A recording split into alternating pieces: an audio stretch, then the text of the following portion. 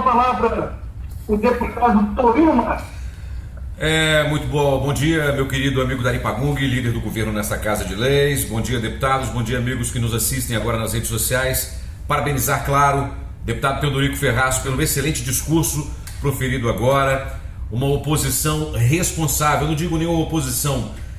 O senhor está sendo apenas realista com o que está acontecendo no estado do Espírito Santo.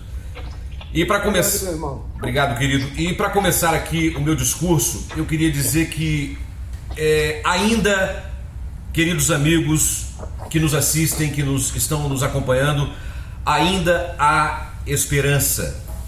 A esperança jamais morrerá. Ainda há esperança. Deus nunca perdeu o controle. Deus nunca perdeu o controle de nada. O mal que você está passando agora, que você está sofrendo com certeza, assim como muitos brasileiros estão sofrendo, sem força. Quero lembrar que Deus está no comando e Ele está no controle por você e por mim. Eu tenho feito as plenárias aqui na Assembleia Legislativa, participado delas todos os dias, com certeza. São plenárias virtuais, né? Mas eu venho para a Assembleia Legislativa, assim como outros deputados, porque o soldado não pode ter medo da morte. Ele tem que enfrentar a batalha, ainda mais um deputado que foi eleito pelo povo para fiscalizar e também fazer projetos de lei, né? Legislar. Eu tenho ido ao interior do estado, né, dos 78 municípios. Infelizmente a gente não consegue chegar nos 78 municípios, mas com certeza eu vou em vários deles e vou em comunidades, vou ali em algumas regiões do interior do estado do Espírito Santo. E eu tive em Santa Teresa e fui na comunidade ali de Aparecidinha, né, em Santa Teresa. E estava lá conversando com a comunidade sobre as dificuldades, o comércio está fechado, estão trabalhando tudo com meia porta, com distanciamento social, mantendo os protocolos de segurança, o álcool gel, né, a máscara, o distanciamento, atendendo um por um.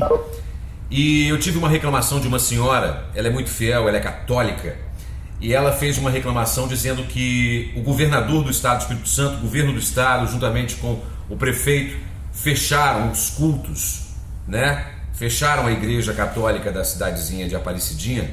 E o que me comoveu muito é que os olhos dela encheram de lágrimas, dizendo que nesse momento de dificuldade o que nós temos é Deus para nos acalentar. Então a igreja cabe 100 pessoas e nós queríamos pelo menos ter 30 pessoas. Tem uma área ao lado da igreja, né, uma área aberta que o padre poderia celebrar a missa ali, mas os fiéis o que não podem ter é esse direito retirado deles, que é o de se reunir para a fé, que ainda funciona também como uma esperança de vida para o cidadão que é religioso. Ali naquele espaço, como ela me falou, cabiam mais ou menos umas 30 pessoas, todas com distanciamento e usando a máscara. E o padre poderia fazer ali a sua homília, fazer a sua missa ali, rezar a sua missa ali. Claro que eles iriam respeitar os protocolos. Agora o que eu queria dizer também, que eu trago aqui para apreciação dos meus colegas deputados da Assembleia Legislativa e também do chefe do Executivo, que apreciem sobre esse pedido. As pessoas precisam muito de Deus. As pessoas gostam muito de rezar nas igrejas.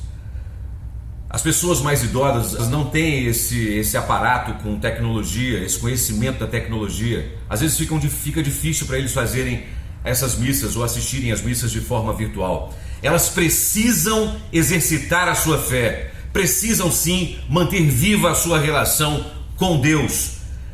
Senhores deputados, senhor Renato Casagrande, a igreja não pode ser fechada simples assim. A mensagem ali é de total esperança, fortalece a fé e a alegria de viver nesse momento tão difícil que nós passamos. Mantenha a mente ocupada, organizada e focada nos objetivos e metas de cada um. A igreja não pode ser fechada, senhor governador. E a fé não pode ser relegada a essa população, não pode ser relegada e colocada em segundo plano. Por isso, queridos amigos, telespectadores, funcionários da Assembleia Legislativa, deputados, venho pedir encarecidamente: governador, tenha sensibilidade e empatia com essa população que está sofrendo muito nesse exato momento. Não ajude a destruir a esperança do capixaba, que é fundamental à cultura religiosa. A população já está acuada, aterrorizada, com medo de tudo. Todo dia eu ouço relatos de pessoas ficando doentes, sentindo-se presas, com medo de morrer.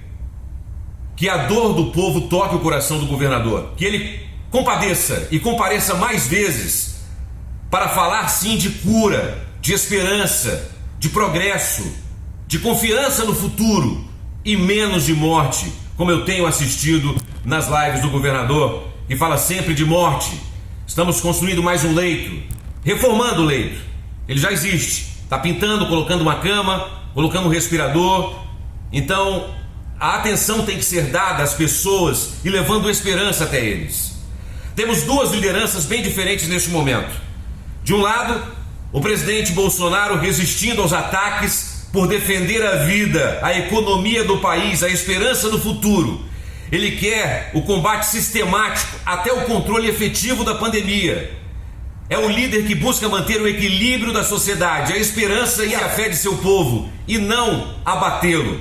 E do outro lado, o governador Renato Casagrande, que só comparece para discorrer sobre estatísticas de morte. Ouça o povo, governador, para entender por que a igreja não deve ser fechada, que a fé não pode ser abdicada. Ela é um refúgio que cumpre um papel muito importante. Tenha um olhar mais humano na condução da pandemia. Veja o mal que está sendo feito ao povo. Um ano só de notícias ruins, morte, massacrando a esperança e a alegria do nosso povo, que merece viver. É o Estado contra o cidadão. Essa é a minha definição. Tivemos um ano inteiro para controlar a pandemia e só piorou essa pandemia. Lembro aqui de uma fala do secretário Nésio, secretário de Saúde do Estado.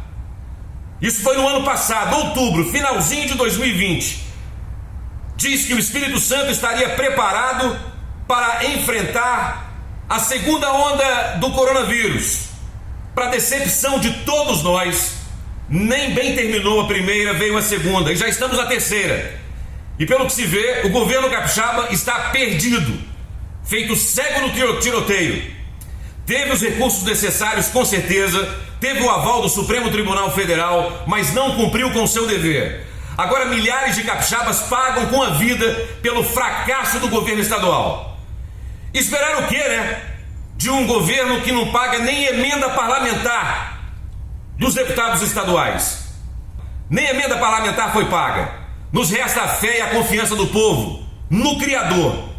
E eu peço encarecidamente, senhor governador, não piore ainda mais as coisas. Imponha restrições onde houver abuso, afronta, aí sim. Onde houver irresponsabilidade. Mas o povo ordeiro que produz, que trabalha, o tratamento deve ser cordial e a mensagem de confiança para um futuro muito promissor. Obrigado, senhor presidente. Obrigado, senhores deputados.